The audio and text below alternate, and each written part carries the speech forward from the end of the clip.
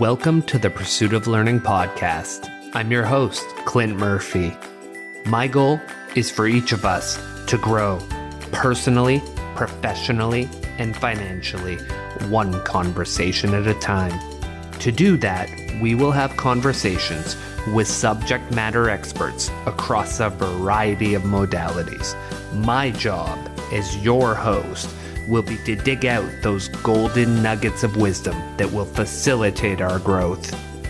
Join me on this pursuit. Do you suffer from imposter syndrome? Do you have doubt and insecurity about your ability to lead? What if I told you that you can use that doubt and insecurity to be a better leader? Join me and my guest, Marc Pitman, where we talk about his book, The Surprising Gift of Doubt. Use uncertainty to become the exceptional leader you are meant to be.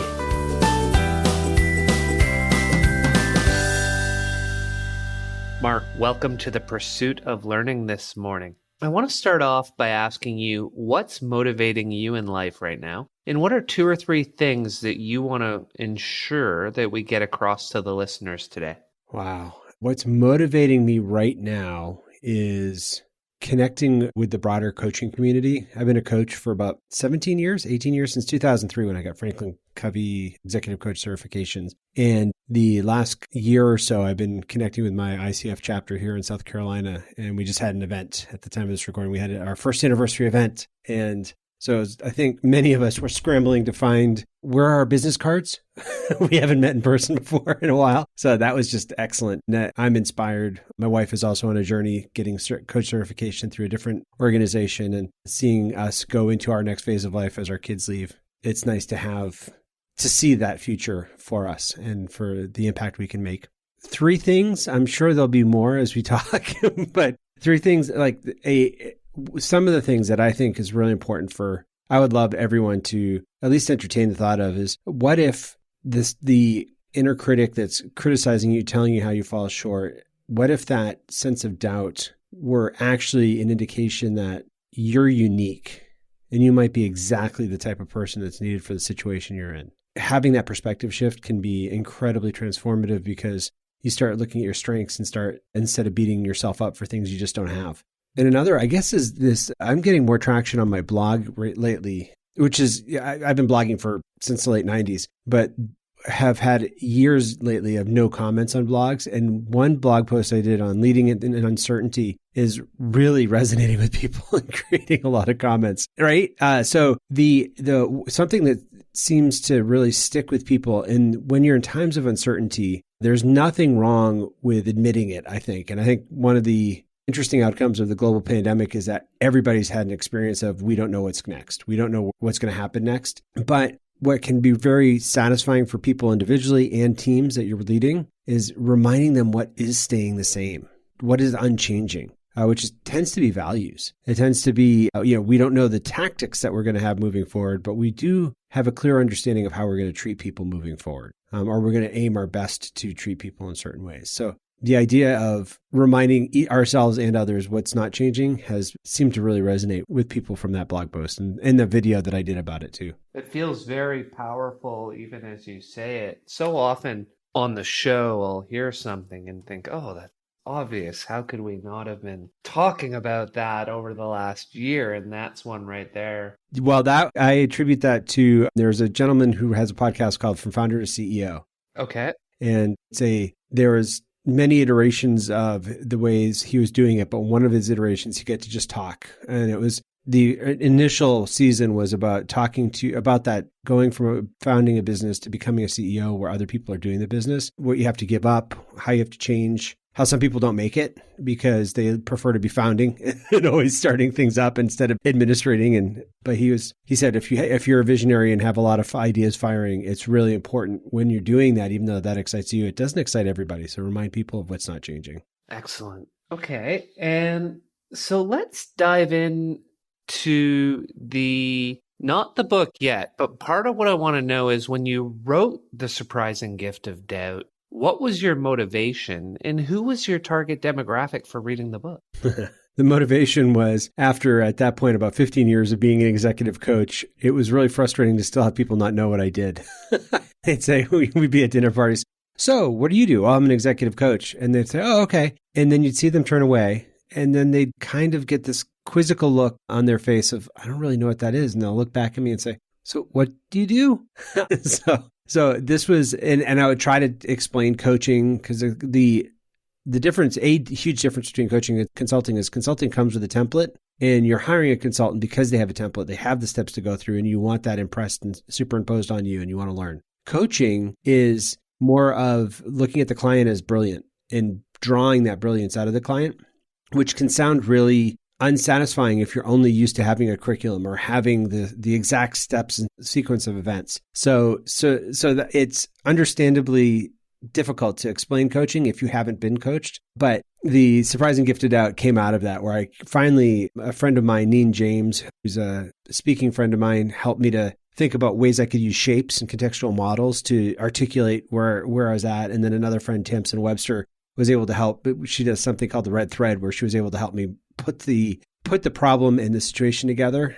And I knew I was onto something when one of my coaching clients read an early article or blog post on the 4 quadrants of leadership and then recited it back to me in his own words, not a half hour later. Like, he totally got it. It was in him. It went and spoke to him. So I wrote the book in part because I really wanted to people to understand what I do, but also it helps. I think it really helps people understand that some of the blind spots that we have are just growth. They're not deficiencies in us individually. They're not because we're irreparably broken, but it's just part of the path. And so I'm hoping that was the person I wrote it for was the leader who's experienced some success in the past and isn't right now, and was wondering what happened. Okay, so they're stalled. What stopped? Yeah, is it stalled? Did I overestimate my own abilities? And the other market reader, sorry people, you're not a market, you're people. The other person I wrote it for is there are the emerging leaders that are increasingly not trained. They're thrown into, there's a whole group of boomers that are either going to retire or expire, because that's what we do. We're here on the planet for a set time. And there's, in certain sectors, there's in the nonprofit sector, I've heard there's 80,000 new leaders that are going to be needed every year. And there's not a lot of systems in small businesses or nonprofits. And some bigger organizations, they have a little bit better leadership training programs. But I wanted to give a book that an organization or a boss could give to somebody and say, here, read this.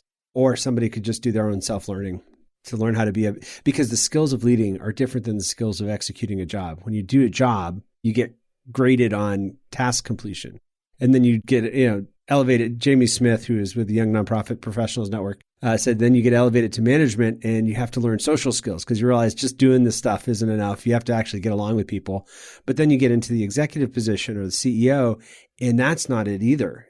You're starting to be a micromanager if you're actually doing the stuff that other people are hired to do. And you're called on to do this vision thing that feels incredibly unsatisfying if all of your professional career you've been graded on outputs instead of vision casting.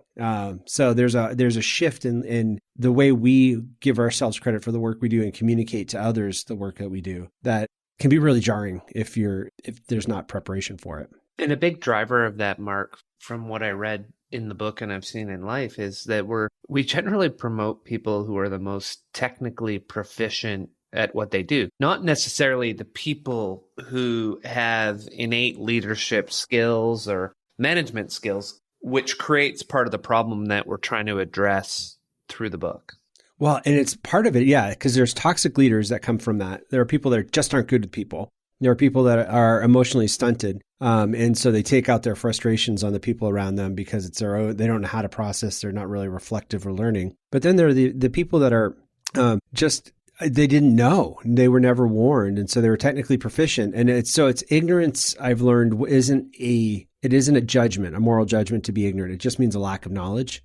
And so a lot of us are ignorant when we get promoted. And you can see this with small businesses too. A lot of small businesses that go to hire their next person or their first employee have a job description, but the person that gets hired for that job description ends up having to do a different job because the business owner didn't know. I've worked with so many people that try to get an administrative assistant, and they have all the stuff that the leader doesn't want to do, typically bookkeeping, keeping details, records, that kind of thing. Then they'll have a very front-facing aspect to the job that was never in the description, answering the phone, greeting people that come in the door. So they're mixing this, they're conflating an introvert-extrovert thing, and the person, that's not what they hired for. So there's a lack of clarity even in their own understanding of what they need, which is an ignorant step. That happens often when people are just promoted because they have technical proficiency or they seem to do well. The flip side is some people that are really charismatic aren't necessarily good leaders, but they get people to do things, which is intriguing to me. So I'm not saying that I think some people do have more natural tendencies to leadership, but I think everybody can be a good leader because I think leadership is influencing people. And I think we all influence people at some level. If we go into a restaurant and want a dinner, influencing someone by giving an order. So I have a very generous view of leadership. It's not just a title or a position. I think it's a way of interacting with other people. Well, you had a line in the book that I align with, which, is if you're in a leadership position and you look behind you and no one's following you, then you're not leading. You're just out for a walk. That's what You're just out for a walk. That was the line. That's right. That's just what the motivational speaker said. Yeah. Yeah, that really stuck. That's the beauty. Yeah. And that can be really jarring when you're thinking you're doing the right thing. You think you've put on the actions that you've seen others do, and they're not responding. I know I was working in one organization where there was a very short tenure of the top executive because that person had come from a military background and it was not a military culture. And so when he said jump, he was shocked that nobody on staff said how high. They all pushed back because that had never been the culture. It never was the culture, and it was likely not going to be the culture. And the years of institutionalized habits of military precision and command and control were too well ingrained, and the damage was done. There were some good decisions made during that time, but the damage was done as far as the trust was breached. So yeah. I'm sure he was one of those people that were looking behind him like, why aren't they following? Why does it feel like I'm here all alone? This worked while I was in the Army. Why does it not work in civilian life? Because it's civilian life. Now, so let's dive into your book. So let's start. I found it very interesting. At the start of the book, you had a note on privilege, and I've been thinking about writing certain things, and part of that's crossed my mind because the more I study, the more I learn, the more I realize, hey, wait, well, maybe the way I think and the way I behave and what I've achieved, part of it can be attributed to privilege, and maybe I should make a note of that. So I found that very interesting. Do you want to share with our listeners a bit about what you wrote there and why it's so relevant to this conversation that two white men are having? There were probably 2 or 3 pivotal experiences that helped lead to that. One, I moved to Greenville, South Carolina from northern New England. And part of the reason we did that is because we never lived in the South. So we wanted a different culture. We wanted our kids to see mom and dad facing a different culture and kind of work through that as a family because we figured they were going to be in a lot of different cultures growing up. I was at an event, a diversity and inclusion event here, 4-hour seminar. And the first speaking session was a man and a woman, a white man and an African-American woman. She'd been a leader in IBM Global. He had been leading a small nonprofit. His comments, they both said equally profound things. His comments were the ones that every single speaker after for the next 4 hours, no matter what racial background or sexual identity, they always referred to him and quoted him and not her at all. And that really, really bothered me. So I went up to him after. I said, thank you for sharing. I'm really sorry, but I'm really bugged that you got the quotes and she didn't. What? And he said, Mark, we have had 400 years of structures that have been set up and intentionally crafted so that people like you and me, white men, don't have to earn the right to be heard in a room. When we say something even marginally smart, it lands much more cleanly, whereas a lot of other people have that, a red flag in an organization could be if somebody has to earn the right to be heard. Who are those people? And that really helped me to start noticing that I just assume people are going to listen to me. I have since grade school. In fact, my parents moved about an hour away to get out of a school system where the teacher would just stop the class because Mark was talking. It was not they said, you're creating a monster. He's not that, we love him. He's wonderful, but he's not the center of the universe. You got to stop. And she wouldn't. So, but I had always, been in places where just insights or things that I was sharing. And as a public speaker, National Speaker Association member, a coach, trainer, there's people look to me for answers. So that was a jarring moment. And it was interesting to see, how can I start shining the light? If I have this unearned impact, how can I start shining the light on others? Kind of use it shrewdly, use it kind of mischievously to not feed into the system, but to subvert the system. And then there's two other, I'll be a little some shorter with the next two, but one was a Twitter thread of women that were frustrated by time management books written by men that seemed to not have any domestic responsibility.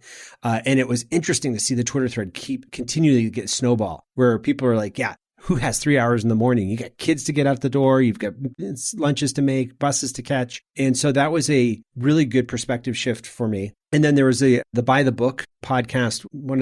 Kristen, who's one of the co-founders or co-leaders of this book, podcast called By the Book, BY. They live self-help books for 2 weeks at a time and then report on it.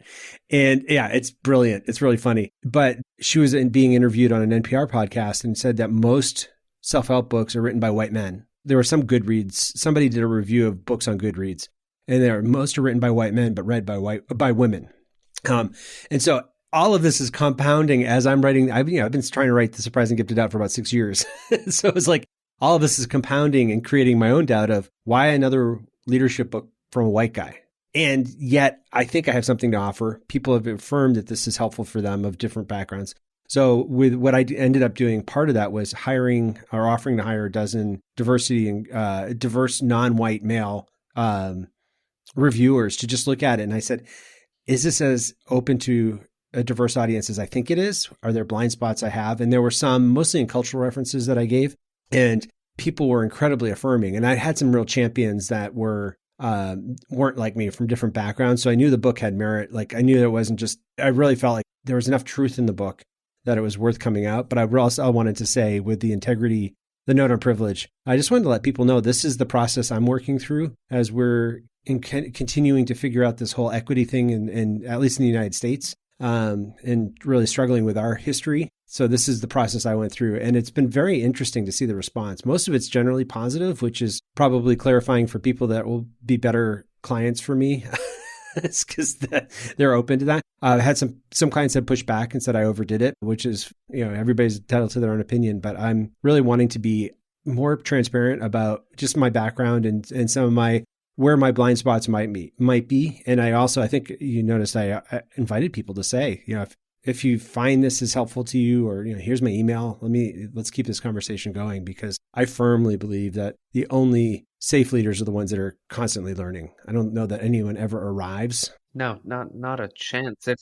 I hope not. I really hope not. The people that I've seen that have stopped learning tend toward bitterness or egotism. They tend to lack a humility that, makes them it's like a mask or a wall that they put up in front of themselves, or comes between them and other people, rather than an ongoing journey of learning and discovery. Yeah, when you think you have all the answers, the game is already over. That's great. That's so tweetable. Yeah, that's a good point. Note to self. So the interesting part, let's flip that on its side, right? Because we're hearing so much about this now. We're learning about it all the time. And some white men out there are saying, my gosh, I'm always getting beat up. Like, I didn't just get handed this leadership position. I worked so hard for it, and everyone telling me it was just handed to me because I'm a white guy. What do we say to them, Mark? What's the flip side of that conversation? Oh, and I've been there too. So I think that's a healthy start. That is a part of the process of learning this. I remember when I've gotten trolled a couple times online. I guess that's an honor, apparently, because that means people think that trolling me will help shift other people's opinions. I don't know. It's not a positive emotional experience, but that was my experience too. Is like, I've worked really hard. I work long hours. I've done a lot of things that other people aren't willing to do. There was a point where we almost lost our house, or the mortgage payment was not going to be able to be made, and that sort of. So there are risks that we've taken. So I think those are real. But thinking about what that speaker said in Greenville about the centuries of systems that have been made and help me to start wondering what are those systems. So moving to the South, I read a book on if you're a history nerd, reading a book on the Reconstruction can be really, really helpful because we're not all taught history. In the North, we were taught there was a civil war, the North won, and things were good. And then got a little better in the 60s with some more stuff. We weren't really told about Jim Crow and some of the systems that were put into place. And that can still seem a little bit weird for some people. So where I found one of the best books to learn this, particularly if you're a white guy that is just wondering, why is this continuing to be blamed on? Think about, there's a book called The Color of Law by Richard Rothstein. The Color of Law. And it talks about how property taxes and redlining was institutionalized at the federal, state, regional, and municipal, and even local. Homeowners associations were created to keep certain people out. And so there was this complex, and what I love about, well, I don't love about it, but what helpful for me was it's not just a one-stop solution. Because one of the things that a lot of white people want to know, and I've seen this from my friends that are in the space, is what's the one thing we can do to fix this? And it's so layered and convoluted that it's not necessarily just one thing. There are storylines and personal interests and repeated things, including the insurance rates and mortgage rate that happened. And that to me was so mathematical and transactional that it didn't have all the personal stuff, but it showed, oh yeah, I grew up in a house. My dad was able to get a house pretty easily and he made sacrifices. He raked blueberries to put himself through school and all, but there were still some systems, it's a both and. There's a ton of hard work, but there are some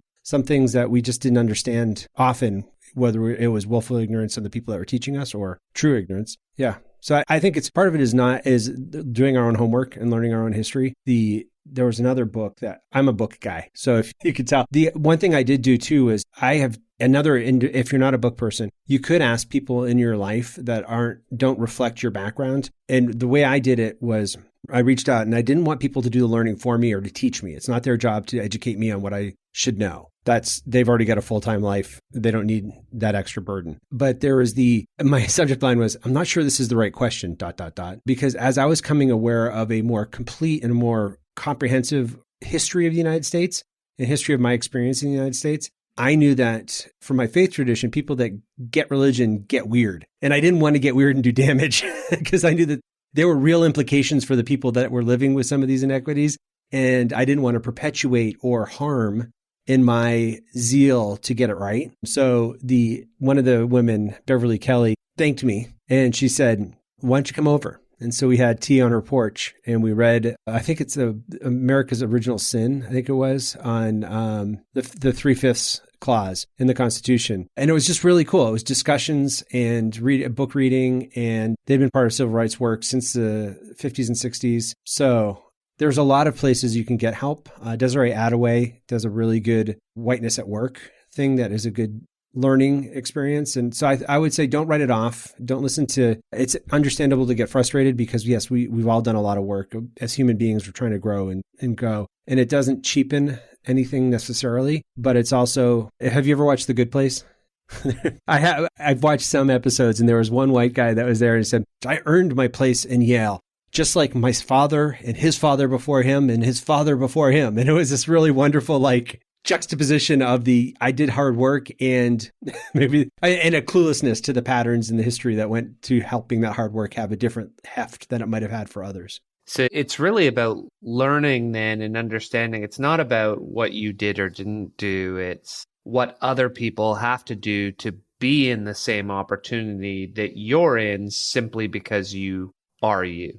Yeah, that's a really good way to put it. And I would say, I mean, even if you don't want to get learning, if you don't want to read or listen to stuff, look at the meetings you're in and look to see who are the people that are actually listened to and who are the people that aren't. And we saw this in Obama's White House. There was a famous study about his cabinet where the women ended up amplifying each other's voices because the women at the cabinet meeting would say something and nobody would listen to it. And then a guy would say the same thing 5 minutes later and everybody would think it was the guy's idea. So it's a male-female dynamic as well as a white and other nationalities dynamic or other ethnicities dynamic. So being just kind of observing that, it can be kind of, if you're playful and I like to subvert that then. If somebody else is not getting it, I like to give credit to the person who actually said it first. Or if I know that I might get heard, I try to do it with partnership with the other person because I don't want to center it on the conversation on me or anything. But I might be able to say, hey, Nancy, we're going into this meeting. Why don't you present this? And if you don't get heard, let me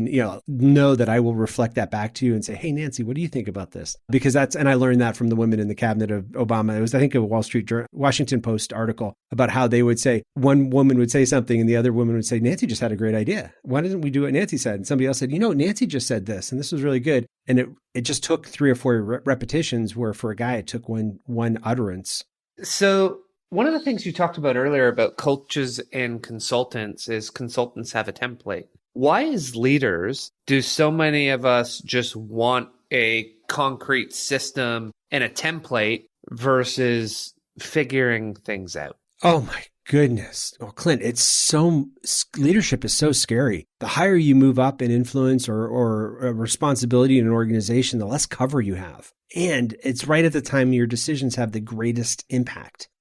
Early in your career, you have people hovering over you, making sure you're doing the things right. You have quality checks and controls. But the more you move up, the more people trust you to be the leader that you were promoted to be. And the more you realize, I don't have any idea what's going on. I really can't see forward. And all the people around me, they look like they have a 5-year plan. They know what's going to go next. They know what they know all these things. So I don't know if you get these, but I get some RFPs sometimes through different associations. I'm part of requests for proposals. And it's basically people want every jot and tittle. They want every single, they want to know exactly where they're at now, what their demographic is going to go in the next 5 years, and each year, yearly increments, what their revenue is going to be, where it's going to come from. They want everything clearly spelled out. And I think that's one of the rude awakenings of leadership is that doesn't exist in most industries anyway. There's just, I think post-pandemic, if anybody questioned that beforehand, I think you can say post-pandemic, knowing exactly what's going to get in the future isn't there.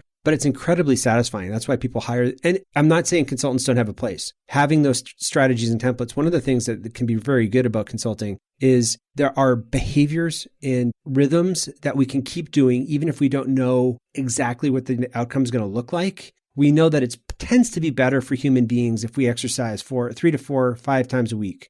We know that it's better if we eat certain ways. We know as a salesperson, it's better if we make a certain number of calls. And we can track to see what's our close percentage, and then we can increase the calls. We know what numbers to move. And so those kind of templates are incredibly helpful for us because they've usually been researched and benchmarked, and that's great. But the piece that comes from thinking, somebody else is going to, thank God there's somebody else that's going to have the answer for me. They'll have the magic bullet. The professor's going to give me the curriculum. I just want to follow the curriculum. I want to follow the syllabus. I want the road all mapped out is probably deeply ingrained in us from our educational system and from having many of us have had parents that have supplied that for good or for bad. So there's part of us that's running for where's the other authority? Yeah. But, and it's scary so this is where peer groups can be really helpful. When you have other people in a similar position as you outside of your hiring and firing relationships, it can be incredibly enriching to realize as you develop trust and are able to kind of let people behind the mask, like, hey, I don't know what's going on here. We just had this earlier this week in a group I'm a part of. 2 of us had already said, I don't know what's going on in this group. And a third person didn't know that, but she came to us and just said,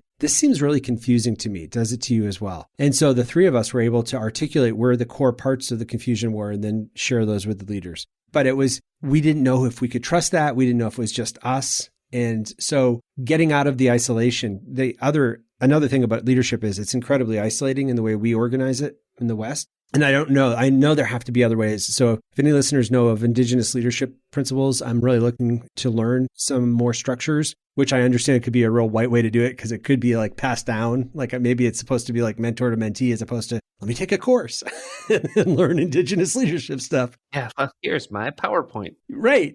So, but the way we do it, we isolate the leader. And so that becomes and it's not necessarily safe. We've been talking about leadership as a good thing, but there are human beings that are influencing leaders and reporting to leaders. And some of those human beings aren't healthy. Some of them are irritated with other things in their lives. Some of them want the job that the leader has. So there's a definite need for being protective and having a sense of armor on. I like the Disney on stage idea. When the Disney characters cross a certain line in the parks, they're on stage, even if they're not at their position yet. And as a speaker, that's been helpful for me because when I realize that many speakers at conferences look like they're irritated or angry, and it's because they get off stage, and sometimes you see it, but the step down, the first step off the stage, their whole face falls. It's like they forget to notify their face they're having a good time. So the Disney concept helped me to realize when I'm walking around conferences where I'm a speaker at, I try to be smiling the whole time because I want the attendees to be having a good experience and not wondering, is there something wrong with the conference? Because that guy was just on the keynote and now he looks angry. We transmit, we project. And so leaders have to have that kind of mask or intention, maybe. So yeah, it's very vulnerable to be a leader. And so sometimes the consulting templates can be very reassuring. They can be also incredibly frustrating when it doesn't always work out the way it seemed like it should have or the way that you thought you'd agreed to it being. And the challenge with the templates, as we were just talking about, with knowing that the world is full of uncertainty, is the template you may give me isn't going to work day in, day out, week in, week out. Yeah. Oh, so I'm teaching a coach certification course, and that's exactly where that was something I was just thinking about before we get on the call, that there are things that will work for seasons for us. And that can be very frustrating as a leader when your direct reports are going through adjusting to a different way. Something had been working really well, and then it just kind of loses its oomph, and so they try a different tact, and that can be awkward because you knew the past was working really well. Why aren't you just sticking with it? And sometimes it could be just the discipline of sticking with it. But as coaches, we get to have that template change. We get to observe that, stand in that space, and notice that doesn't seem to be working as well for you anymore, or does that seem to be even better asking? Does that seem to be working as well for you anymore? And it could be a real growth step. It could be that we don't need the external handholding anymore. We've internalized something and then we can go deeper. Or it could be that the template got us to a certain point where we now have statistics for our own experience and we can know how many sales calls we need to do for a close or how many touches we need to have with an employee for a goal outcome. Because a lot of it is building up our own data set so that we can say, I don't know if this is good or bad in the industry, but I know in our organization or in my department, we need X stages before we get to this Y result.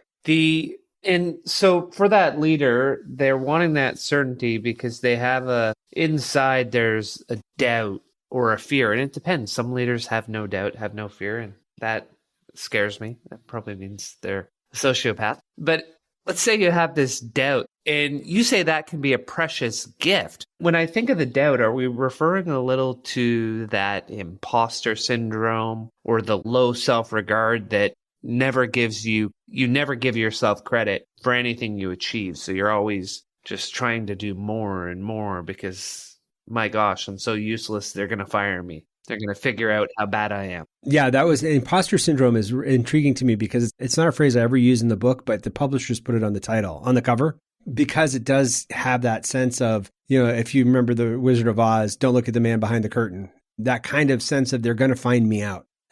My ignorance is got to be so obvious. My cluelessness has to be so obvious that they're going to fire me. I work across industries, but I have a lot of experience in the nonprofit area. And I did some research that a full 1 out of 10 CEOs of nonprofits, and these are all sizes, small and large, don't have any confidence in their ability to lead. And so if you're at a round table of 10 CEOs of nonprofits, multinational or local, one of those doesn't feel like they have any ability to lead. And so, we had 7 scales. So there are a bunch of others that feel like they have very little confidence in their ability to lead, which, so it's the nagging kind of questioning of what the doubt looks to me like is why don't I measure up? I failed again. I remember one of my experiences in the past, I get to pastor a church for 4 years, a church plant. And one person was trying to quit smoking. And he was, it had been something that had kind of controlled his life for decades. And he'd come out of a faith tradition where that was actually disqualified him from certain things because he was a smoker, which I didn't understand. But there was a lot of shame in that, in his experience of smoking. And he was just trying to stop. And so he did. He quit. And I saw him come into church one Sunday and he was his face looked like one of those cartoon hounds, it just dragging on the ground like, oh. And I said, what happened? And I've let very few people call me pastor because I'm Mark. I was just doing my calling, but this guy liked calling me pastor. He said, oh, pastor, I smoked over the weekend. I smoked a pack of cigarettes. And I said, yeah, but why are you feeling down? What's going on? And he was jarred because he was so used to the shame that comes from that feeling, that mirrored back to his feeling of shame. He said, well, I was supposed to give it up and I'd done it for a few weeks and I just went through it. I'm backsliding. And I said to him, look, if you have a toddler that's learning to walk and they stumble, do you beat them up for stumbling and falling, or do you get excited because they're going to take another step forward? And the transformation on his face was profound, where he realized, and I said, you're learning to walk a new way. You've trained your body for decades to need nicotine. So awesome. Good for you. This is great. You're still on that process of quitting. And I knew I had made a dent in that person's life, a positive dent, maybe an undent. I don't know. When 3 or 4 months later, I heard him talking to somebody else and he said, what I found is when you have a toddler who's learning to walk, you don't beat them up or insult them for stumbling. Yeah, he totally had internalized it and was able to share it with others and have that grace. So yeah, I think the gift in that doubt feeling, first of all, it drives us to learn more. So when we know we don't know, we start looking to learn more, but we're mostly trained to look externally, outside ourselves. And so that's great. Podcasts, conferences, certifications, graduate degrees or need degrees, but it's still motivated by I'm deficient. I still didn't get that. I only learned 10% of that book. I keep failing. I'm not living up to whatever I can do. I see it in a lot of high performing leaders too, in the often masked in the words of, I could be doing so much more. There's this incessant drive and pressure to see what they haven't done, as opposed to have some level of satisfaction with the fact that they've done stuff. They've accomplished things. So that's where it becomes negative. The gift is it could become so. Usually it takes a crisis or a compounding of that doubt to then push them over into kind of being fed up with it. I'm tired of feeling this way. I'm tired of thinking I never measure up. What if, like I said at the beginning of this conversation, what if my way is actually what this organization needs? What if our team is exactly the voice that needs to be heard in this conversation in our sector? A good example could be an introvert leader that's following an extrovert. So the extrovert was glad-handing and palling around and talking to people and remembering details and kind of just remembering families and all, and getting energy as they went through their calls, if it's working remotely or walking through the office. The introvert leader may try to copy that because that's what they've seen done, but it totally drains them. And it doesn't help them get anything done because they operate differently. And so they could keep going to people skills classes and all these other classes, which isn't bad, but it's not some things that we have are bent on life. And it's not that, we get to flex and we always have to change and we can always adjust, but there are certain ways that are less stressful for us to operate. And so that's when I'm fed up with this. Maybe I'm just a different person. And maybe that's what this organization needs. What are the gifts that I could have, that I can bring with being needing some structure, expecting an agenda for a meeting, wanting to have standing meetings instead of just spontaneous meeting? What are some consistency that I can bring? And then how can I communicate that with others in ways that shows them there's a benefit to it, and not just, I'm not a killjoy. I'm actually honoring them. I want them to have predictability. And so, yeah, that's where long-winded answer, but that's where I see the gift can be a doubt. The doubt can be a gift for sure.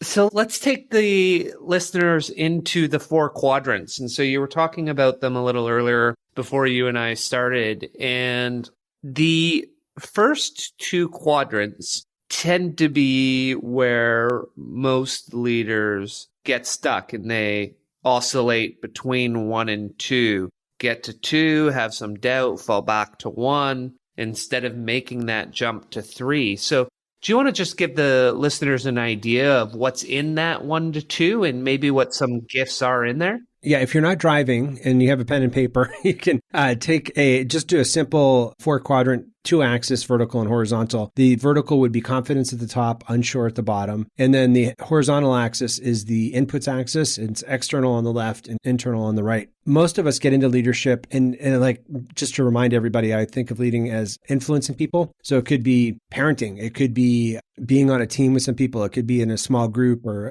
social club. But we get into it and we don't realize there's a map. So we start out usually with high confidence. We've been given a title or a position of authority or oversight over a project. And either we are finally relieved that somebody sees that in us, so our confidence is high, or we don't think about ourselves that way, but we'll trust, at least have confidence in the other person's handing off this project to us. So high confidence. And we're looking externally. We just look to see how have other people done this in the past. Very natural. So I call that the observe quadrant. We just copy people. We look to see what has other people done in the past. And that's where we get to the point of, if you're, leading people, you turn around, there's no one following, you're out for a walk. Those things that other people work for other people don't work for us in the same way it seemed to for them. And so it takes a hit at our confidence, and we go down to quadrant 2, which I call the experiment quadrant, where we start trying to find those deficiencies. What is it that's wrong? Is it time management? Is it sales? Is it influence? Is it vision casting? What do I need to be able to connect with other people? So we're looking for a template. Absolutely. The external sources are often templates. Oh, yeah. And that's the irony of writing a book on not looking for a template, but giving a template to not look for the template. The irony is not lost on me, because we could talk about that later too, because the way words force us to put things out into stages makes it look like a template, but the growth area is much more organic than that. But this part seems to be pretty consistent. We bounce between looking for the person to who can we follow? Who's got the skills that we need? And that can be very good. I know, like, my wife and I have often looked in our different areas of our life for people that are further down the path than us. When we knew we were going to start having kids, we looked for kids we liked, and we interviewed their parents and said, what'd you do? Were there books you read, different rhythms you had, family traditions? And because it's not that we wanted to, copy them entirely, but we wanted to learn from them. They've obviously done something. The fruit on the tree looked good, so we wanted to see how they did that. And then learning the skills is really good, because there are a lot of good studies. We live at a time where knowledge is so much more accessible than ever before. So that is exciting too, that there are good studies, good benchmarks, good templates out there that we can try on. But that's the whole trick. It's only trying on. It's putting on somebody else's suit, putting on somebody else's sport coat instead of one that's made for us. And so it could work. Many people live in quadrant 2. They kind of bounce around in quadrant 2, or they just live there, kind of sometimes lurching from success to success, or lurching from fix to fix. A hospital I worked in, we would do our Leadership Development Institute. I got to be on it too. I got to be helping with this, but we'd go every few years with a different curriculum. We'd have fish sticks one year, then we'd have raving fans the next, and we'd have like this. So it'd be a whole new language change and a whole new points to talk about. And there'd kind of be a confetti and balloon drop of, hey, this is what we're really about. As opposed to, because the other one didn't work. It worked for a while it was new, but then it kind of wore off. So rather than having the reflective stance of what stuck from that, we looked at what didn't stick. And so we tried to get another curriculum in a box to share with our group. And it helped conversations and all, but that can be also distracting as opposed to helping us accomplish the task that we were set out to do in our respective departments.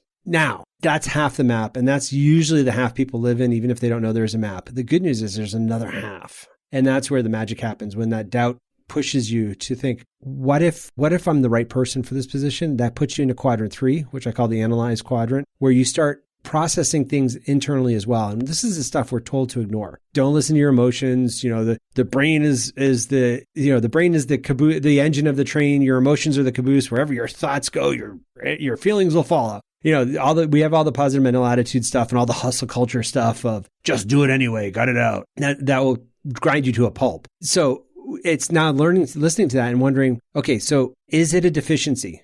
Is my lack of being able to follow these templates a deficiency, or is it just a difference? Is it, okay, I'm not having sales and I'm not making sales calls. Well, that would be a deficiency. I should be making sales calls if I'm going to make sales. There's a direct correlation there. There needs to be some active as well as, it's great to have inbound sales, but there should be some sort of outbound as well so I know I can push, prime the pump or push certain levers to get certain results. But maybe it's, the way that I do it. Maybe it's I don't want to go right for the ask on the first call. Maybe I want to go for a more of a process approach with like 3 calls and building a relationship. Maybe it's starting out with a study question. Hey, what are the top 3 to 5 things that bug you in your position? And getting them to talk, and then following up with, hey, I just saw this article. And then on the third one saying, one of the things you said bugged you is something we have. That could be just a difference. It's not a deficiency. You might have to make more touches to get to the final outcome, but you can still get the end results that your position requires. The key is it's only a difference if we actually know ourselves, if we actually can understand why we tick. Absolutely. And that's where a lot of the quadrant 2 tools can be transformed to help. But so as we get to learn that, we get to learn the vocabulary, we get to learn objective vocabulary to explain internal processes or to understand the people around us, why they don't respond the way we do, can bring up our confidence. And that's where we move back up on the confidence scale into the 4th quadrant, which I call the focused quadrant. It's not this blissful nirvana of everything makes sense now. Everything is clear. It's a focus of I have the full map now. So I know when I'm faced with a situation, I have a choice. Do I want to look for somebody to learn from? Do I want to look for a template or a tool in the experiment quadrant? Or do I need to go internal and think about my hardwiring, the stories we're telling ourselves as an organization, the goal setting we're doing, our values? Is it something in that I need to look to? And you can also look at the people that are your direct reports or the people that you're working with and figure and just kind of estimate what quadrant might they be in and help them have the best experience in that quadrant. Because quadrant 1, observing, we learn who's safe to follow.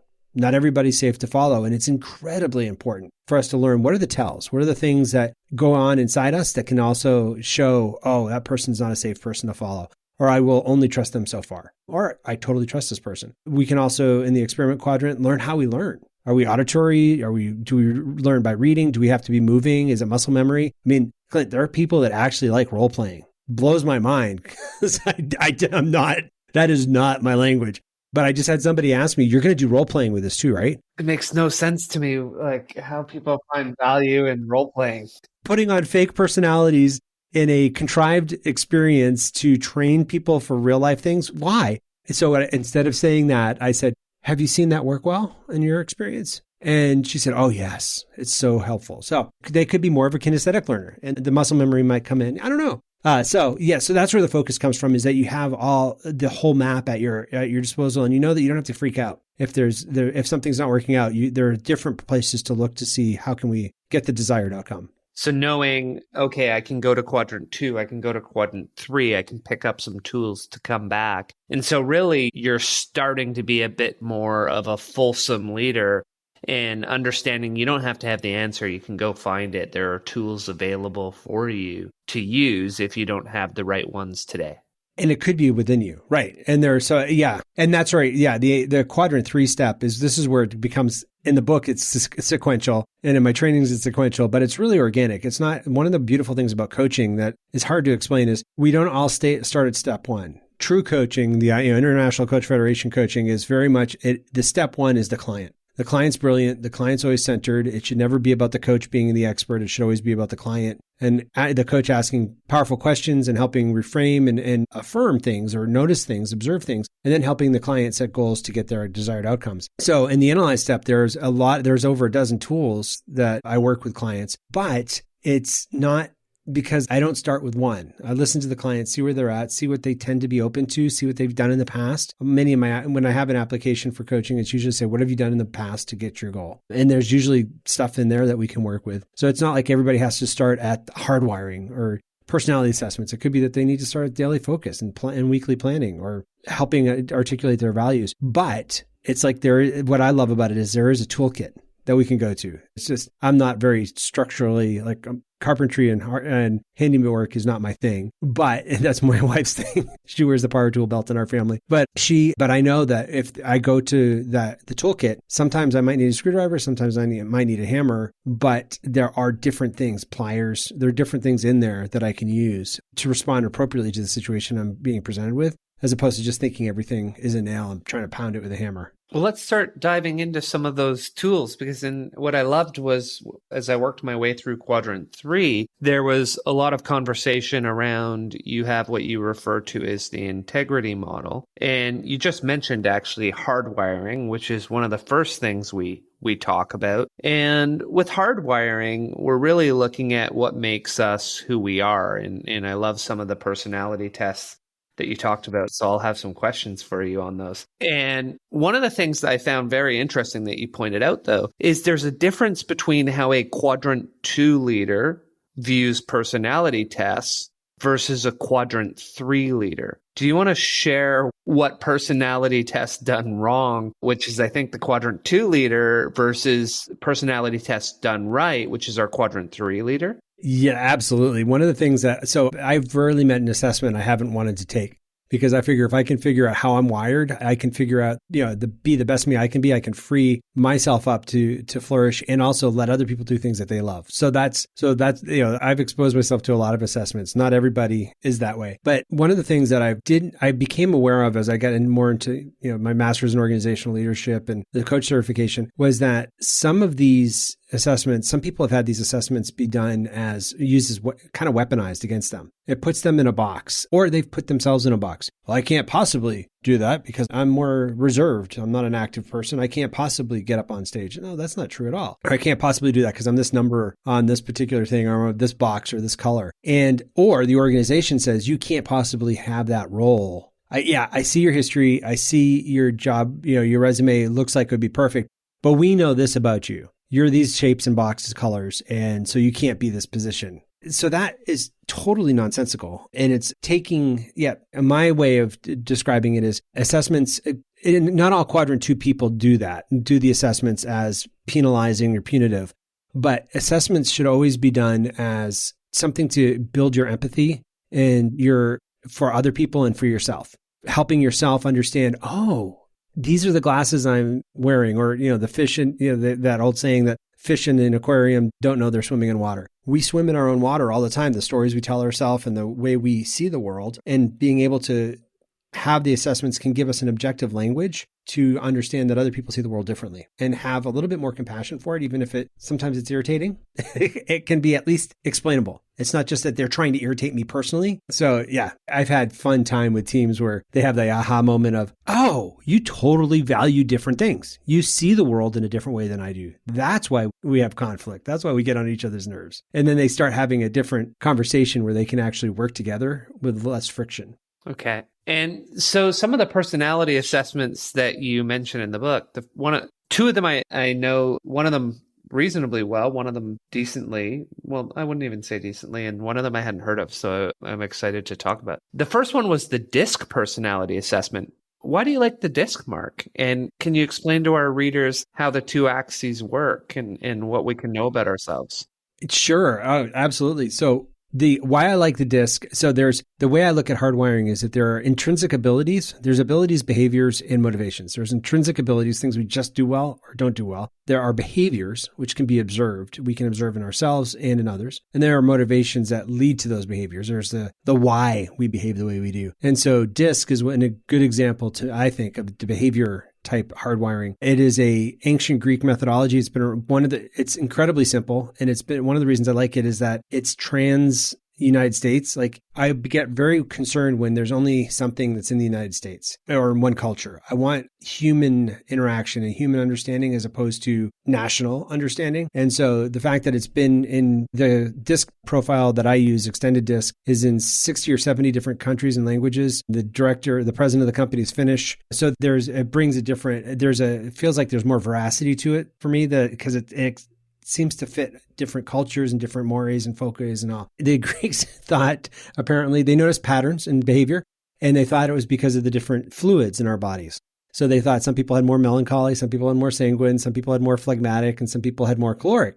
Why I don't use those labels in part is that when my parents went through this when I was a kid, they got really depressed when they found out they were melancholy. There's like an emotional weight to the word where DIS and C don't have those emotional hangups or the weight given to them. So which one's melancholy? That would be the sanguine, would have been the melancholy. Not sanguine, the S, sorry. The reserved people, which is a wonderful thing to be. It's really there. Anyway, so DIS and C, for those of you that are, if you're more visual, it's another 4-quadrant thing. There's the reserved and active. The first quadrant is the vertical one, has active at the top and reserved at the bottom. And then there's task-centered and people-centered on either side on the horizontal axis. The active people talk quickly. They tend to be out front. They tend to be future focused. Reserved people tend to take their time. They actually have this power of thinking before they speak. But big conflict is active people often are verbal processors. They don't know how to think before they've spoken. So that can create a lot of conflict on teams because verbal processors say a lot of things, but only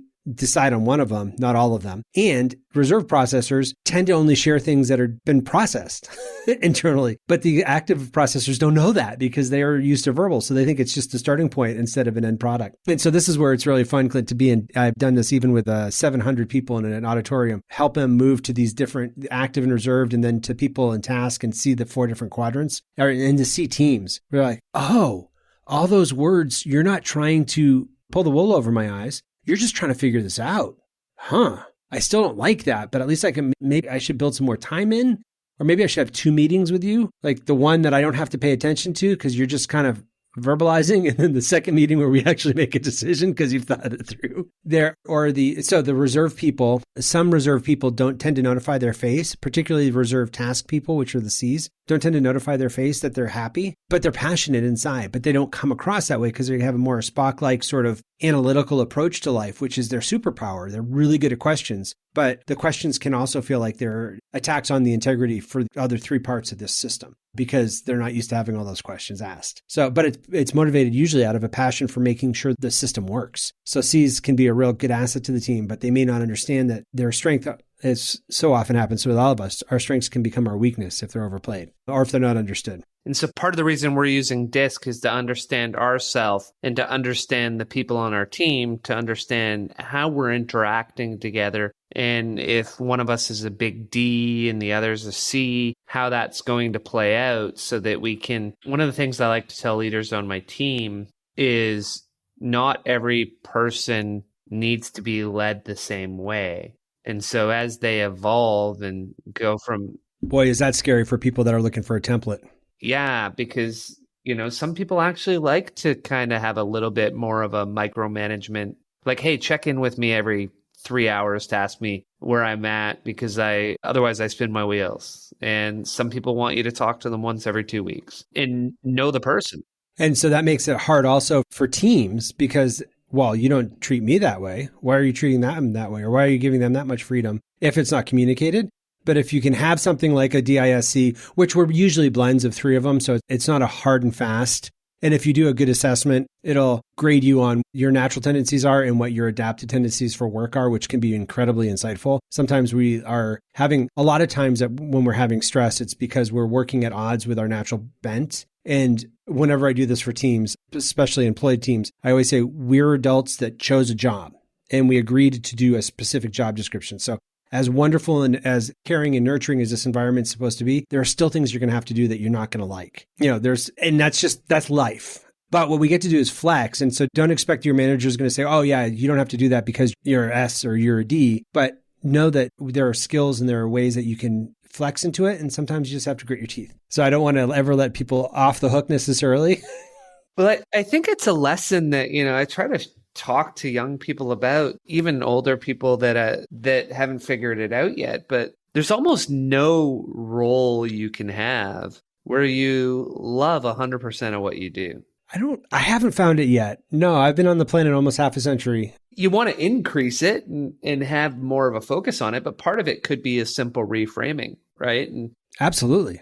Like I'll use my role, Mark. I don't really accounting per se, and I'm a CFO, so accounting's a decent sized part of my role, but I've learned to be good at it.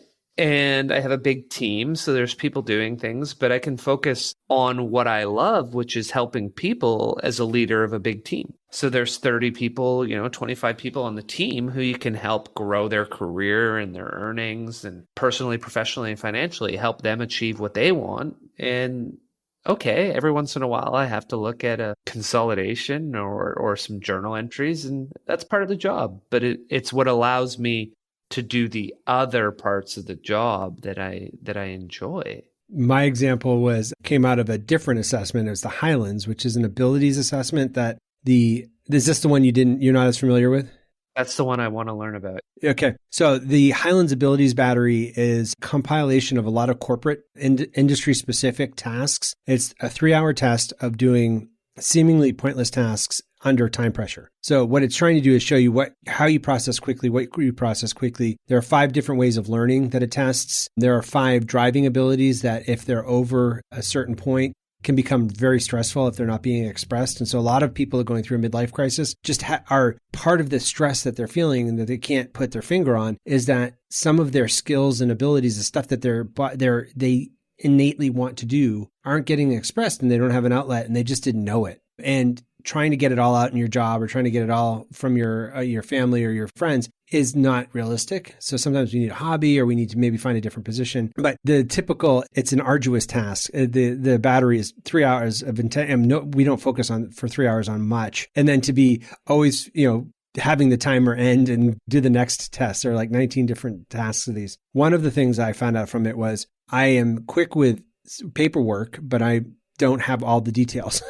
I need to slow down and take time. And so getting to what we were saying about some things we have to just do things we don't like. I was the chief development officer at a hospital and we had a secretary of our board for the foundation, but I don't know what he did because I had to do the minutes after every meeting. And I don't like doing the minutes. That's just one of those things that is not a happy space for me. Fortunately, I had a good CFO who said, Mark, you get to tell the story. So you honor everybody and make sure everybody's voice is heard in the minutes, but you get to accentuate and put the emphasis on the stuff that you know is actually going to work and help move things forward. So that was a little bit of a satiating thing every month. What I had to do was I knew that if I didn't do it right after my board meetings, we'd come to the next monthly meeting and the first agenda item is always approval of the previous month's minutes. And there wouldn't be any minutes to approve because I hadn't done it yet. So I ended up, after the Highlands, I ended up blocking 3 hours. There was a 45-minute to an hour meeting once a month. And the next 3 hours that morning were me doing the minutes. And I groused the whole time. I was like, I'm an expensive, executive assistant. This is not good use of my time, blah, blah, blah. But I did it. I gutted it out and did it. And fortunately, I had my own office, so nobody had to hear me grousing, although I've been told that I can transmit when I pout.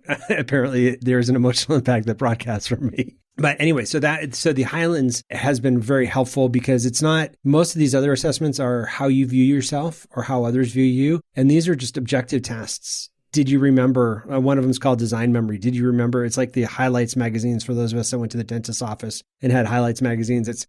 Here's a picture of stuff and here's that same picture. What are the things that are removed? And that was for the hospitality industry where they needed to turn hotel rooms quickly. They could have a checklist, but they needed people to turn the rooms much more quickly than going through every single task on the checklist. They needed someone, and there are people that can walk across the threshold and realize, yep, that lamp is 2 inches to the left, too far. This needs to be over here. And they just have it internally. They know where the things are supposed to be. Like a spatial memory that the average person wouldn't have. Yeah. Yeah. And for me, for observation. So there's another one that's observation, and it helped me to adjust my style of I'm always aware of my environment that's around me. And so when I'm talking in a meeting with somebody, I need to make sure that I am not facing the door or where people are coming in and out of the restaurant, because I am fully present, but the other person doesn't know that because my eyes keep darting around and I keep looking to see and as an extrovert, I'm also like, everybody's a friend I haven't met yet. So what did you call that one? Because I have that exact same issue. Observation. Yeah. Like I always have to be looking at what's happening. So I'm still hearing every word you're saying, but it's like, oh, a squirrel just walked by on the right. My eyes have to follow it. It's very hard not to. And so when we do that with a team, it's very interesting to do. I just got to do it with a team in California that gave grace for them. They're like, oh, you are actually hearing me, even though you're aware of all these other things. And the other person was able to realize, oh, maybe I should inform you that I'm hearing you by actually looking at you. And there's both and. So, yep. So that's 2 of the 3. Yeah. And then on the Enneagram, I'm going to quiz you as we get into that one. You can share with us what the Enneagram is. And then I'm going to ask you, if I'm an 8W7, what does that mean, Mark? All right. So first of all, motivations is the 3rd level. So we've looked at abilities, which is just kind of what you do quickly under time pressure. We always can develop skills to augment those areas or to enhance those. Then we look at behaviors. What are the behaviors that we've developed? And they're kind of our typical pattern. But the Enneagram is one of the motivations one. It's the stories we tell ourselves. The Enneagram seems to come from ancient traditions. It became popularized in the late 1900s in South America by Oscar Chazo and Claudio Naranjo and some other presenters. But we see it in the Odyssey. It posits that there are 9 different strategies for dealing with life, 9 different types. And the Odyssey, Odysseus' journey home, all 9 of those types, his stops on his way home, all 9 of them are the same presentation as we have in the Enneagram symbol today. Ennea means 9, gram means symbol. So it's a symbol of 9 or the diagram of 9, Enneagram. What I love about it is it's dynamically, the dynamism is inherent in it. It's taught from a growth perspective of this is where you tend to go in stress, this is where you tend to go in growth, or there's, as opposed to DISC and some of these others where you're these numbers or these letters, there's much more of this is your default mechanism. And, our armor that we put up becomes a cage. So it's how do you break out of that cage? How do you, first of all, just reflect? Oh, there I go again. That is an ingrained pattern. That is a habit I have. And then how do you grow past that so you can even become more of who you're meant to be and interact with the people around you? So that's this. There's so much depth in it. The frustration with this, I'll say before we get to the 8-wing-7, the frustration in this for most of the people I work with is that it's more of a wisdom tradition than an assessment. So most of the assessments aren't worth their weight online. Most of them are like a BuzzFeed, what Disney princess are you? They're not, there's no background to them at all. And they actually do a lot of harm because people think they have their number now. I know my number. And the best way to do it is to read a book like The Road Back to You or Beatrice Chestnut's 9 Types of Leadership and just listen to, and it takes a lot more work. The barrier of entry seems a lot higher because you have to learn all 9 types and then you have to figure out which one seems to resonate most with me. I learned it in the 80s, listening to a guy named Richard Rohr do an audio, it was on audio tapes, and I knew what it was. And so here's a tell that I found working with people is that the number you don't want to be tends to be the number you are, because you hear the positive of all the numbers except for yours. You hear the negative in yours, and you don't want that to be true about you. So that may be a way of helping sift through it. So the best thing is if you're taking an assessment, I like EnneagramProfile.com. That's the Beatrice Chestnut and Urania Pice one.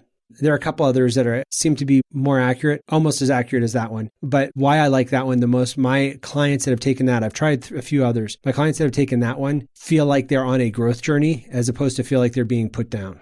The other ones can feel shaming or blaming. And this one seems really invitational and also offers another number and says, this might be a better fit for you. Here are some tells. If you do this, here are some of the differences between the two. So Beatrice Chestnut and Suzanne Stabile are my favorite teachers on this. So if you listen to either of them, you'll probably get some really good, deep knowledge, not just glitzy sort of what ice cream would you eat if you're a type 1. That kind of, it's not a party trick. It's actually a growth path. So there, okay. I could keep going on that because it's really, the Enneagram was so influential in my life on and off over the years that I didn't share it with my clients because it felt so personal. And it wasn't until Beatrice Chestnut's The 9 Types of Leadership where I saw she used it with tech firms to unleash their potential in their teams and in healthcare situations that I started feeling more comfortable bringing it into my practice. Plus, I had clients that are saying, hey, I've done this Enneagram thing. Can you tell me about it? So 8-wing-7.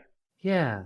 And how might that differ from 7-wing-8? Okay. Well, so for all that are listening, there are 9 types. There are 9 basic stories that people are telling. They're usually grouped in 3. There's the heart types, the head types, and the gut types.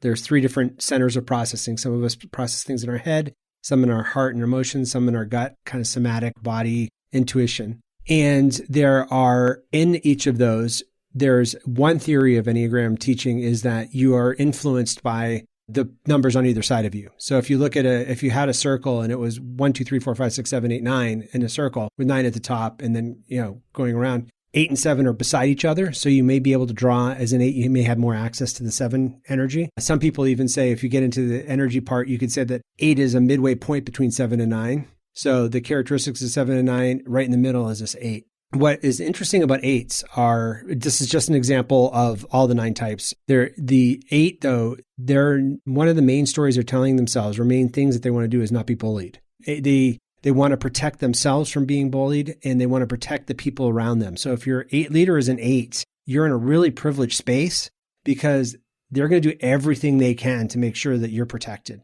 And so 8s are often, because they're in the gut center, it's not like they're not articulating what they're doing necessarily. They don't have an external pattern. It's just they operate from this kind of, it's right because I say it's right. I get it. So just trust me. And that can be encouraging for some people, and some people that are a little bit like a little less evolved, or a little less mature. It can also be really bad. It can be very egotistical and not reflective of other things. So part of the growth path for an 8 is to learn to become more vulnerable in the appropriate places. I had one leader said, I hear Brene Brown talk about vulnerability all the time, but 100 people in my department don't need me to be vulnerable about, I don't know where we're going. So it's not just sloppy vulnerability, but it's being, and then Brene Brown teaches us too, it's purposeful and safe places to be vulnerable. So the sevens are there in the head center. And one of the sevens, the story that the sevens have is life is challenging, and to protect myself through life, I have to stay away from negative emotions. I have to stay away from boredom and mundanity. I just have to keep going for the new, the shiny, the exciting. Sevens are very aggressive. So sevens and eights are both,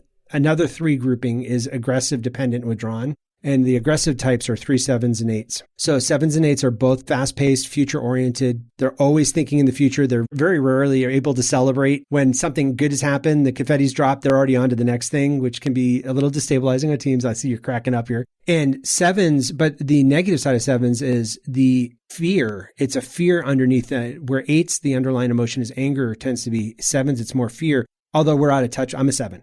So we're totally out of touch with it. So when we hear this first, we're like, I don't have any fear. I'm just like new things. I keep going forward. But the growth path for a 7 is knowing that just stay focused, dwell in a place.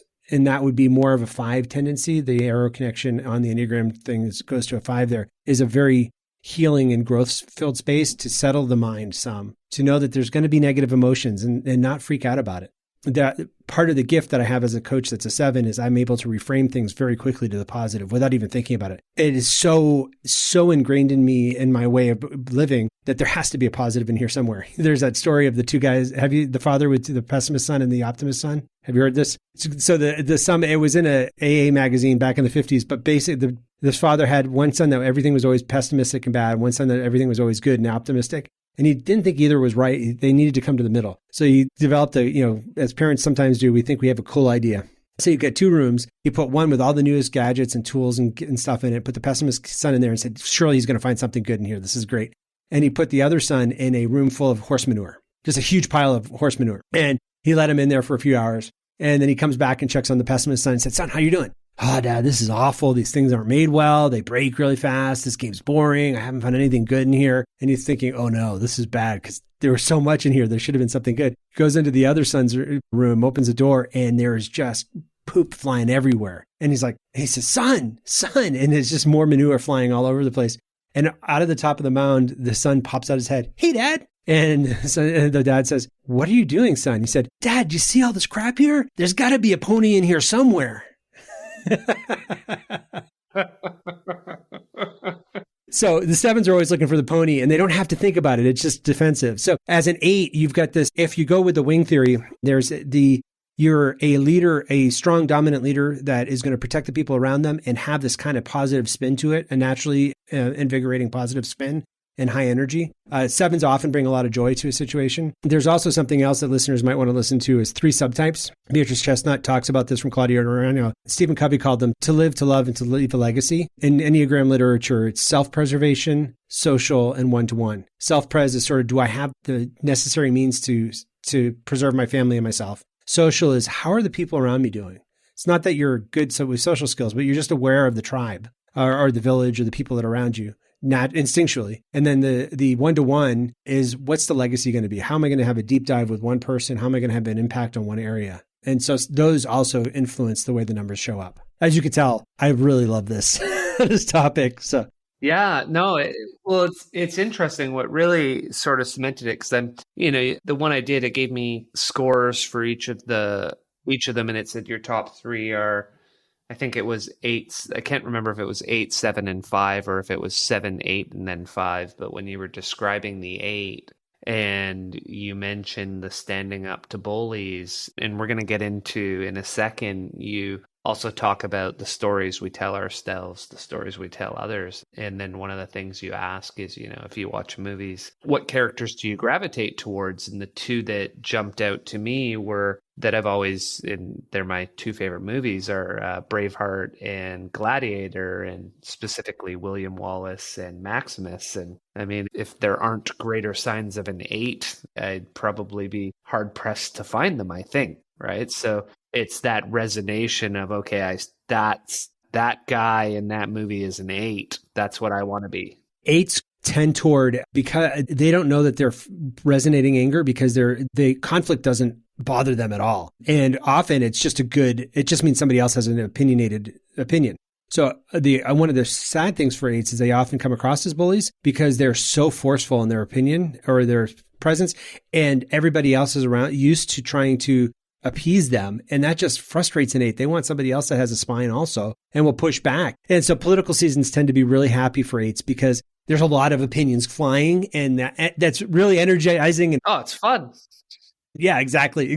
Yeah. Where most of the others, so on a team, that would really intimidate people.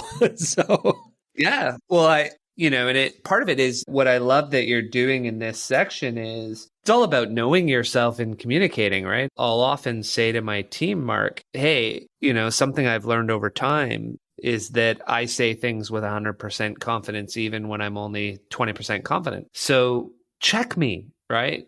Push back, fact check. If I'm wrong, let me know. And, I attributed it to a decade at KPMG and saying, if you're not confident in yourself there, you get eaten alive. But, maybe when you look at the Enneagram, maybe I was like that when I was an 8-year-old. And I think my dad would say I was. I think he would say I always pissed him off because I thought I already, had the answer or knew. And what's interesting, though, is so for everybody listening, as we're getting kind of deep into a few numbers, one of the interesting things of the Enneagram is it's not something you can really type other people, although we always want to. We always want to figure out what the other types are for people. But because it's all motivations based, here, can I give an example of how we can mistype? So with the aggressives, the 3, 7s, and 8s, they're all future paced, fast processing, thinking faster than many of the other people are, not good or bad. They are. They're often the ones in a conversation that are right in with the next word. And it could feel like, didn't you hear what I just said? They did. And they're responding to it in real time as opposed to they're just there. But they could all look like they're goal setting leaders out front doing the stuff. And many people type me as a 3 because I'm goal oriented, driven, and success I try to present trappings of success like a 3 does. But for a 3, where the literature doesn't resonate with me is the 3s, failure is a moral falling for them. Failure is their kryptonite. If they fail, and for me, I'll talk about failure the next minute. Man, I just messed up there. Check that out.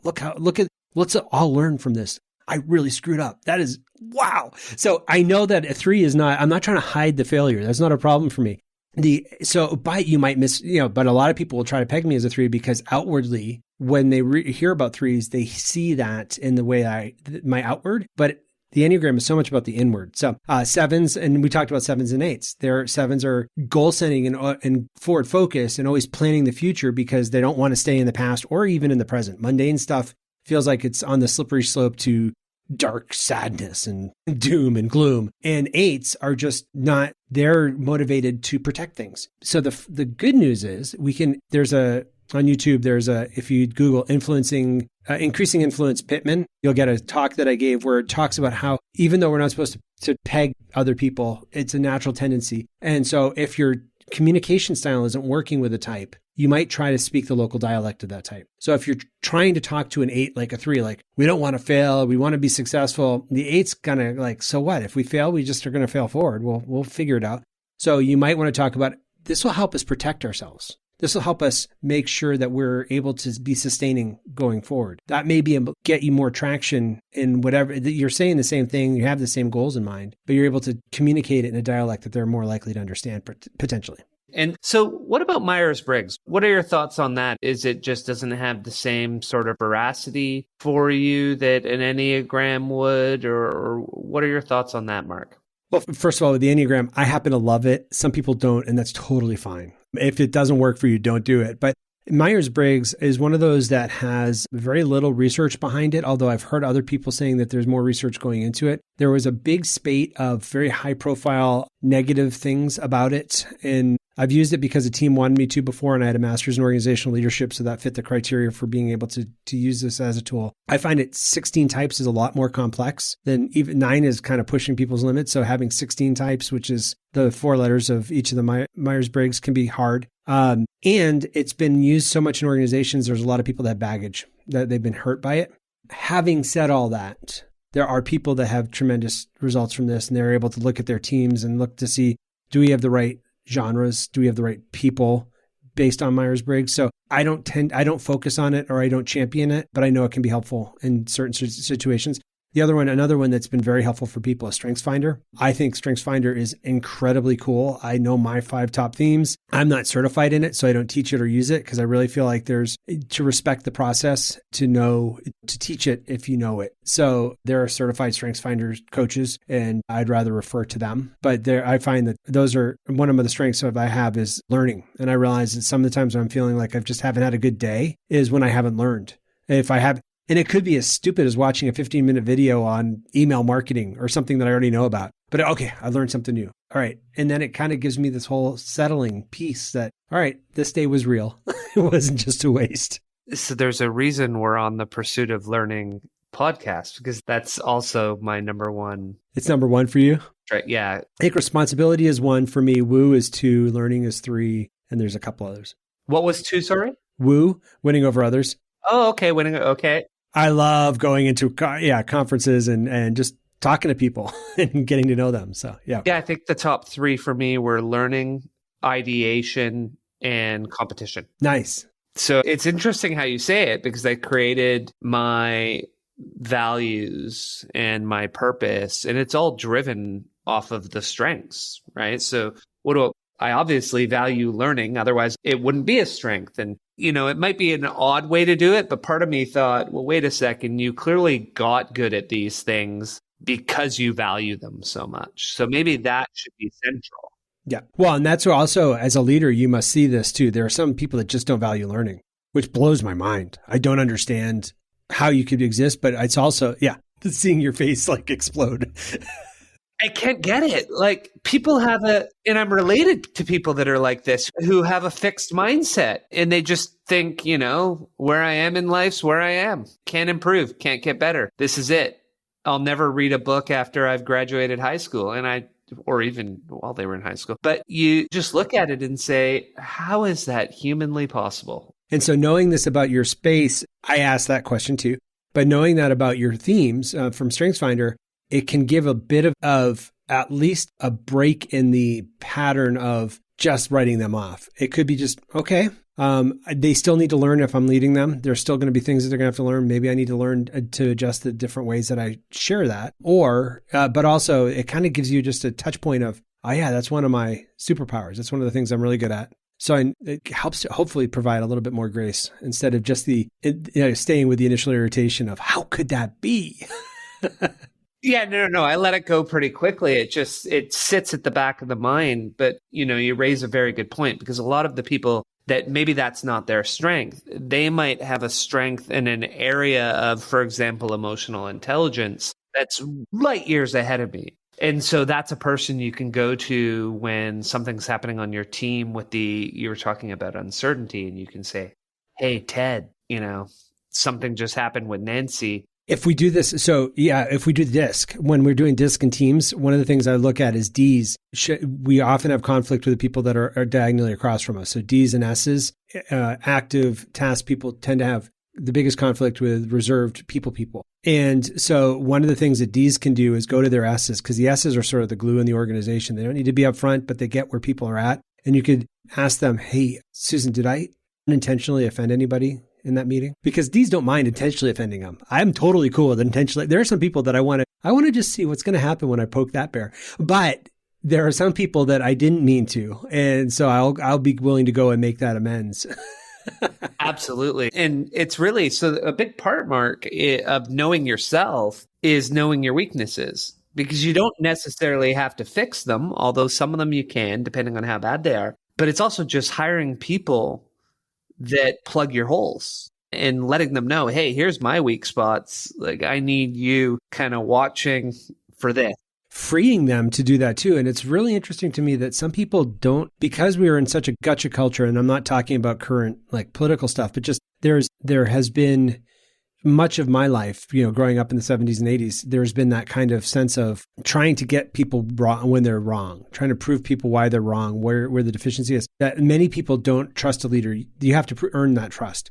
When you say, I want you to show me this, you then have to be able to, and I'm not saying you particularly, but you general, have to then also prove the trust by when they say it, even if you feel defensive, acknowledging it, thanking them, changing behavior, something, because that's when they start realizing, oh, this is a different situation. This isn't just going to be a blame. And so many cultures, at least in North America, are blame and shame cultures. And I think I know that there are people that love the hustle culture, sort of drive, more. I think that becomes really toxic really quickly, at least with humans. Maybe with machines it doesn't. Maybe you can increase efficiency with machines without it being that way. But there's a competitive part of me that loves it. But I also know that I become toxic to myself when I am just grinding myself to a pulp again. And that's one of the reasons I started my coaching practice, is to stand up against the systems that grind leaders to a pulp.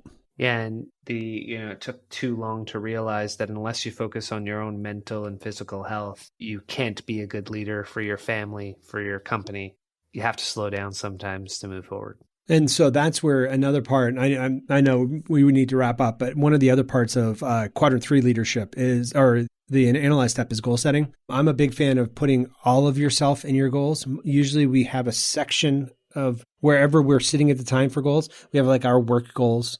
And then when we're at home, we maybe have our task list or work thing. So I like having a system where we're forced to put all of ourselves onto a goal list. And it's not that we have to do them all, but it invites us to be a whole person. And what I find when people do that is that they are able to be fully at work when they're at work, because they know that they're taking care of the community things or the family things or the friend things that they need to be there. And when they're with their family or the community or their friend circle, they're able to be fully present instead of thinking like, I really should be doing this work stuff. There's a peace that comes when you knowing that you're making deposits in all the right places in your life, instead of just focusing on one area and then having that nagging suspicion that you're dropping balls in all the other areas. Yeah. And so when you're saying that, are you saying when you're setting your goals, you're looking to have physical goals, spiritual goals, financial, family, friend, community, work? So you're looking to have goals in all areas you're filling all the buckets? Absolutely. Yeah. One of the things that I grew up in a family that was assigned me homework because I was, to be a privilege of being a Pitman, I had to read books. I had to read positive mental attitude books, goal setting books, listen to speakers and motivational speakers. I thought that was normal. But then in college, I also was part of an extracurricular program on goal setting and leadership. And so I've studied a lot of goal stuff. And so one of the things I like to do is challenge clients to do 100 goals. Yeah, you called it magnet goals. Can we give people the 4 steps to that as a way to end it up, Mark? That would be awesome. So this is overwhelming and unintentionally so. When we had pre-pandemic, when we had people fly into Greenville and do a whole day of this, it was interesting because the first step in the whole goal setting process is to list 100 things that you want to do.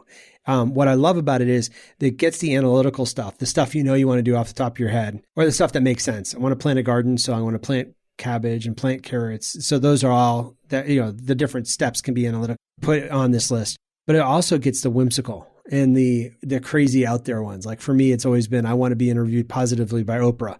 I'm a big believer in words. And I don't know that Oprah does any hit job interviews, but I want to be positively interviewed by Oprah. And I keep it on there. I don't have any connection, but it's still something I'd love to do. So that gets the kind of right brain and the left brain engaged. It gets the analytical and the whimsical, the intuitional. What it does is usually you get 10 and then you have to take a break. And then you get another 10, you have to take a break. But that's where those triggers that you were talking about too, of relationships, educational goals, work goals, community goals, those type of physical goals, those types of things can help you also fill out your list. Doing this in Tacoma, one person gave people time to do this. And one person said that for her, goal setting had always been scary for her because her wiring was, if I write it down, I am morally obligated to do it, to complete it. And somewhere along the path of getting to 100, she realized this is ridiculous. There's no way I can do all this. And it freed her up to just have fun with the process and do it. So I do 100. I try to do it for a year. You could do it for your life too. Either way, that works. And then the next step is to just let it go. Let it sit for a couple of weeks. Well, so that's still part of step 1. Write them all out after, and it could take a week to do that. And then let it sit there. If you were to come back in a year, you'd be shocked at how many things you actually get done in your list just by writing it down and not focusing on it again. That internalizes something in our operating system. It's fascinating to me. And I've proven this with leadership teams. We'd have them write intentions for the year and then we'd mail them to them the next November. And they were shocked. I had one person that couldn't get through more than 11 of the 100 and he just gave up. 3 years later, he sent me a video message saying, I'm shocked. When I got to like 9, 10, and 11, they were the super crazy, aspirational, man, it would be great if someday this could happen things. and I just found my list. 3 years later, I'm living all three of those. Those are my normal work life. That's my normal life. So it's bringing all of yourself onto this page, and then it's going through the steps and trying to figure out, looking at your list and I put dots first. I'm trying to get it down to 3 or 5, but I put dots next to the ones that either make sense, like if you have the garden and then planting all the plants and tilling the soil and all. So if I do plant the garden, it's going to, kind of just get a whole bunch of these other goals accomplished also in the process. So that would make sense. But then there's the intuitional ones. There are certain ones when you're looking at they'll give you, and this is weird, and this is why it's on the internal side in quadrant 3 as opposed to the external. There are certain ones that'll give you a spurt of joy or just kind of quicken your imagination, and putting dots next to those I find very important. And honoring that. I think the example I give in the book is the ballroom dancing lessons with my wife. When I started my first company entrepreneurially, I was trying to just make income for my family. And I was pretty stressed. I was a kind of self-employed individual whose boss was a jerk. I did not treat myself well. I was really hard on myself. And that ballroom dancing lessons with my wife was one of the magnet goals that popped up. And it was intriguing to me because I wanted to honor the process. So that made one of my top 5 or top 3. And so I started mapping it out. And I started working on it throughout the year. I just try to figure out how can we do it with our constrained finances and our kids, and is it bringing a ballroom dancing instructor here? And I would ask her, how do we, is it bringing couples to help pay for that? And I found out a year later that those repeated questions helped her it centered her in our relationship and knowing that I was still married to her, not the business. Even though I was so focused on something else, that she was still primary in my life, which I didn't even know that I was doing that. That wasn't like I set out to do that. So write the 100, put it away. The next step is write the 100, put it away, and start looking for the ones that kind of pop to you. I probably conflated this, sorry. But the next step in this, where I think is step 2, is the history of the future. So you read through, so you write your 100, step 1. Step 2, write the history of the future. Look through your 100 and then project yourself 12 months in the future and just write down as though you'd accomplished all those things. How do you feel about yourself? What are people saying about you? What kind of amazing opportunities have happened because all of these things are accomplished? It harnesses the power of story, which is, as you referred to earlier, is another very significant part of this whole quadrant 3 space. But it helps us as human beings. Lists are sometimes less motivational than stories. Most of us, when we're given a list, we want to put a story to it. When we're given a few bit of data points, we want to connect them with story. So writing the history of the future can really unlock some other aspects and nuances of our goals. I had one leader that did it and found out that she wanted joy to be part of her department. And there was nothing in the last quarter that would have told her direct reports that joy was supposed to be part of the work. And so because of the story, she was able to realize, this is something that I need to be intentional about, creating spaces for joy, because that's what's motivating me. But right now they don't know that. So the history of the future can be incredibly influential. And then you set that aside. And then the third step is looking over the 100, reading the history of the future. And then in light of the history of the future, putting the dot next to the ones that make sense and the dot next to the ones that kind of are intuitional, and getting them down to 3 or 5, and then putting them into a roadmap and using those as the ones for the year until they're accomplished. And then you might be able to pull another one off. Pull another 3 to 5.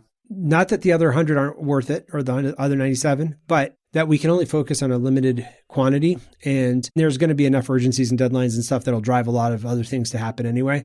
But these are the goals that are the most important for us at this moment, and trusting the process. That can provide clarity and an incredible peace of mind, knowing that I'm working on the most important things, even though everything else seems really chaotic around me. There are certain things that I know are moving forward on. That's wonderful. I love goal setting and learning new ways to do it. Always makes me happy. Thank you, Marc. So is there anything else you want to leave the listeners with that we didn't cover off?